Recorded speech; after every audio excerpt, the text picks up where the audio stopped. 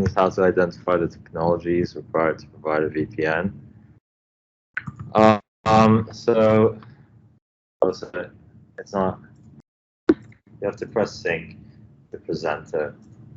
Okay, nice. So what is a VPN? A virtual private network uses the internet to allow people to access networks securely and remotely. It encrypts the connection that gives even better privacy than a Wi-Fi hotspot and stops eavesdropping like Jack Dan calls on traffic. VPNs mask your IP address, so your online actions are nearly untraceable. And a popular way to support remote workers is VPN, because privacy is normally important, especially for hospitals. So encryption is where you encode data so that only a computer with the right decoder will be able to read and use it. And encryption has, I guess, like 4 important factors. Firstly, has confidentiality, and that encodes messages content. Authentication, which verifies the origin of a message. Integrity, which proves the contents of a message has not been changed since it was sent. And non-repudiation, which prevents senders from denying that they sent the encrypted message. And then on the right is a diagram of how encryption works. So basically there's a normal text and you encrypt it, and after the encryption's done, it's very hard to decrypt it unless you have the key that was used in the beginning.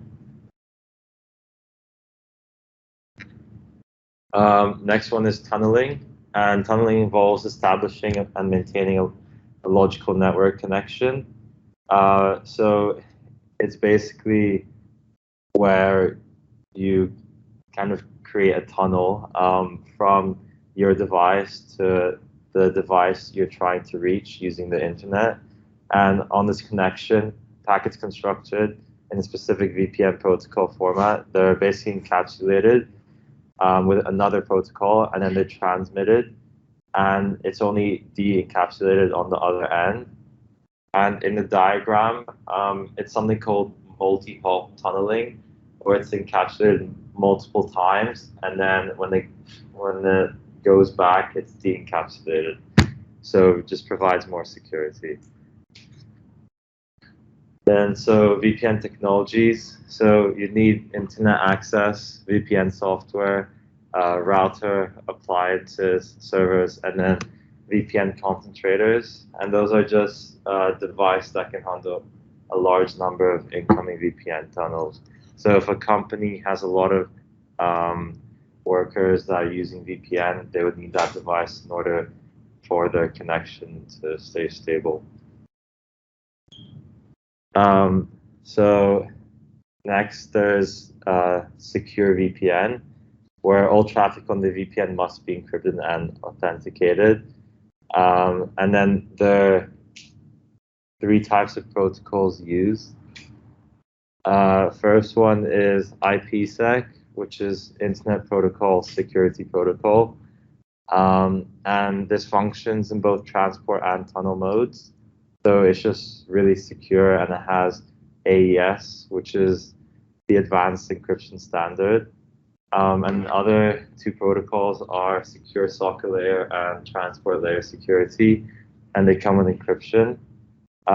They're much simpler, and they don't need to have a special client software, but they don't have the same amount of security as IPsec.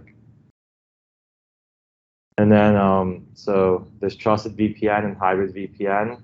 One is where they rely on providers, and the second is where they both use your own and providers' technology. And then lastly, site-to-site and remote access VPN. So one is where like all the sites are connected in the company, and you can just use VPN between them. And the last one's remote access VPN, where there's a host. So pretend you're at home and you could use VPN to access the private network in your company. And every host needs to have a VPN client software in order to access this private network. Yeah, that's done. This is bibliography and Kahoot.